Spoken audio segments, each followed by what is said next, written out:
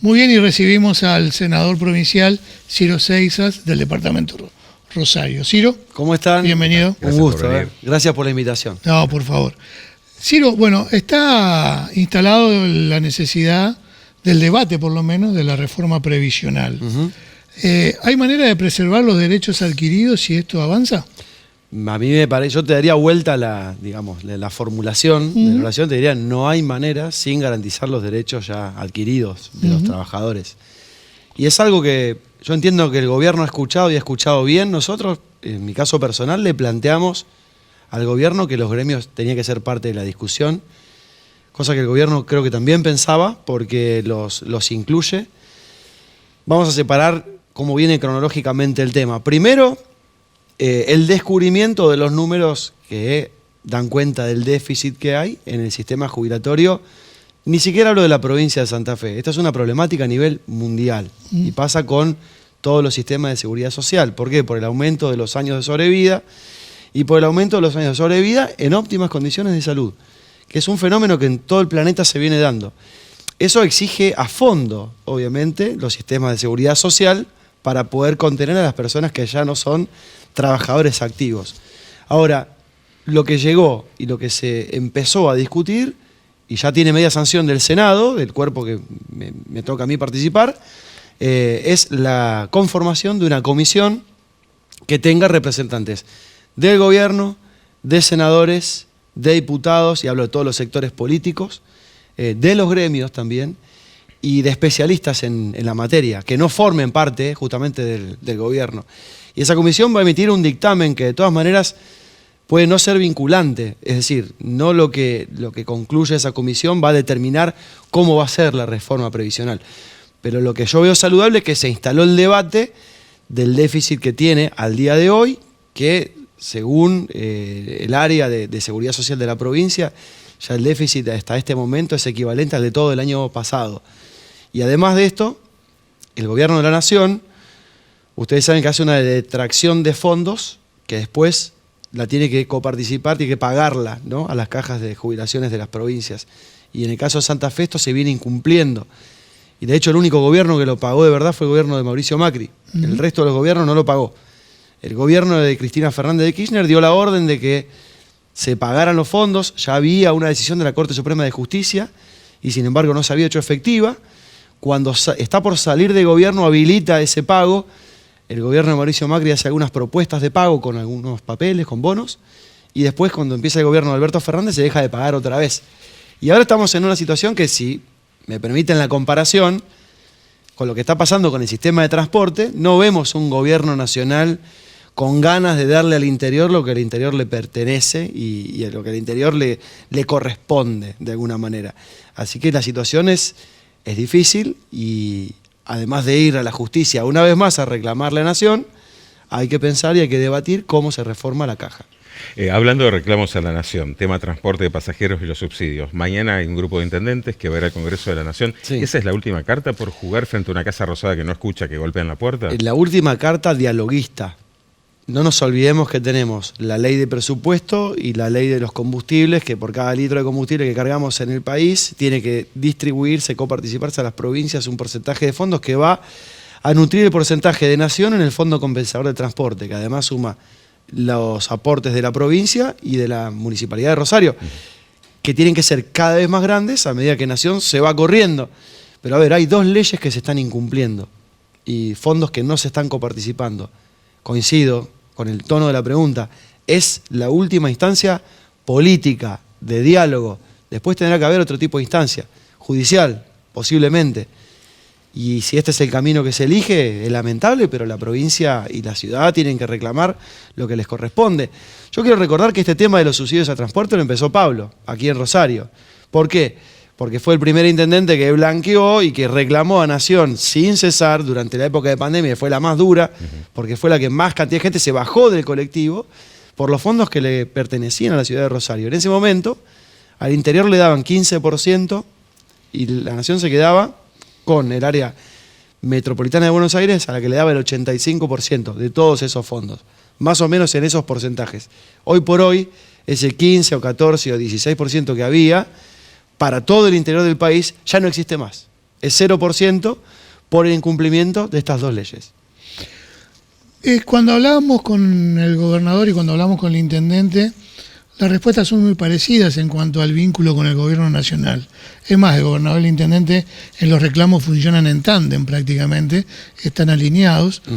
Pero hay una cuestión que los dos mandatarios, el provincial y el municipal, dicen: con Milei no compartimos las formas, pero de todas maneras recibimos alguna respuesta por parte de los ministros. Sí.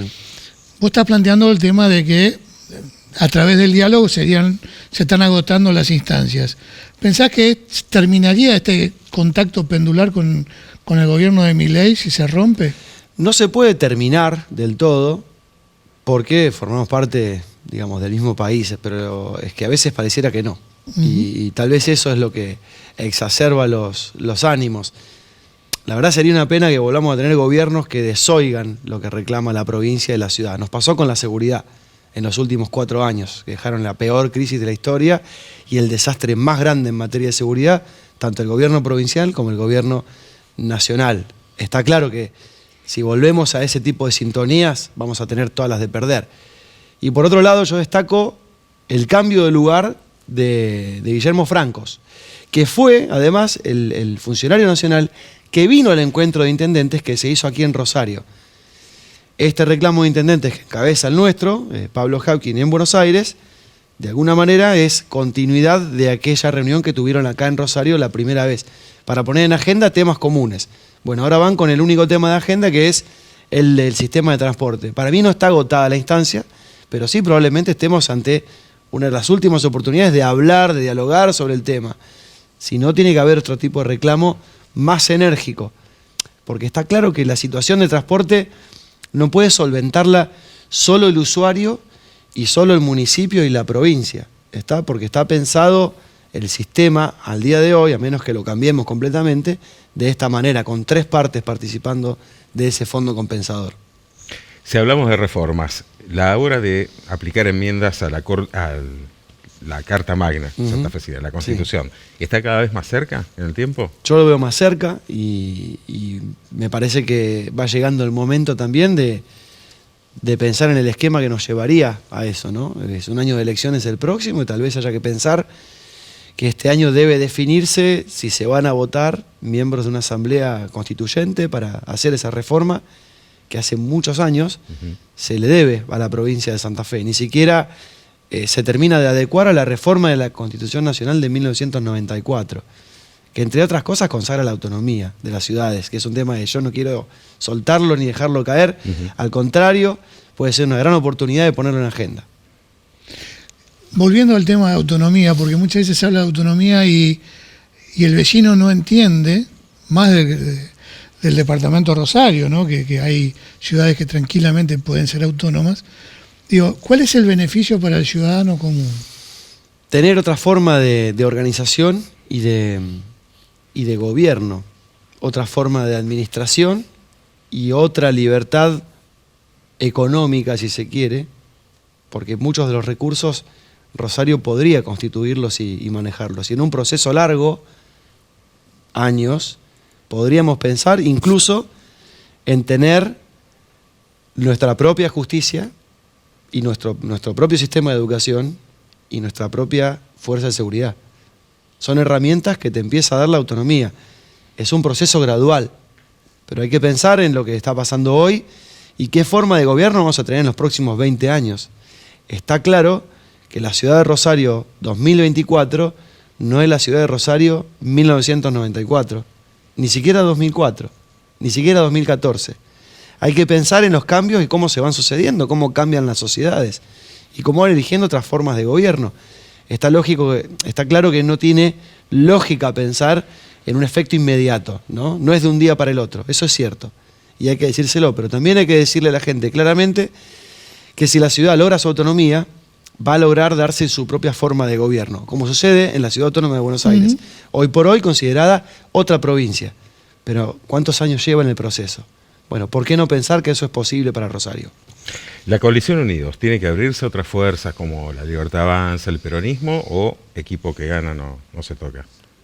Y la verdad, esa es una pregunta difícil. Hay que ver cuáles son las razones que llevan a partidos que no formaron parte de Unidos a querer formar parte, qué les resulta atractivo de Unidos.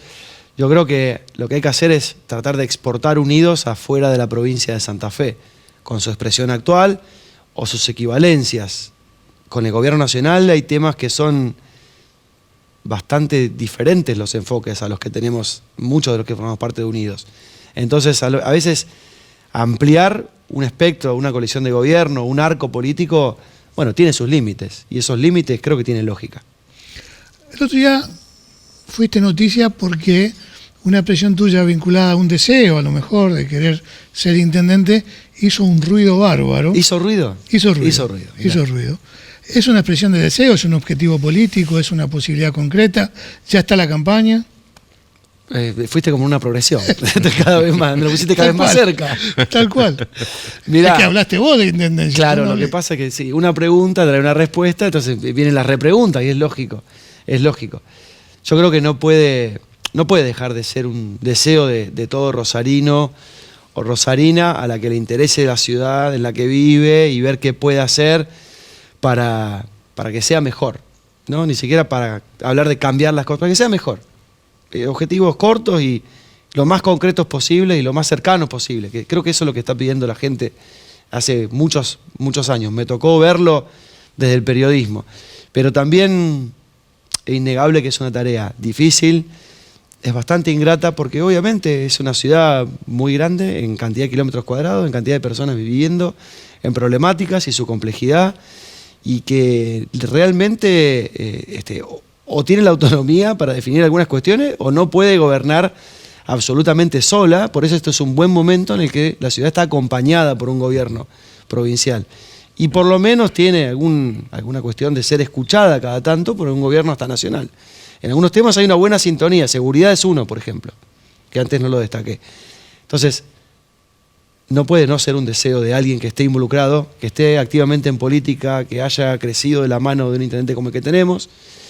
Lo que pasa es que hay que ver los tiempos políticos, hay que ver si es lo correcto, hay que ver si los equipos para armarse se pueden armar, y hay que ver qué es lo que quiere el intendente actual también, qué opina, porque no se lo pregunté. De verdad me da miedo preguntarle, porque si me dice que no, me da miedo, y si me dice que sí, me da más miedo.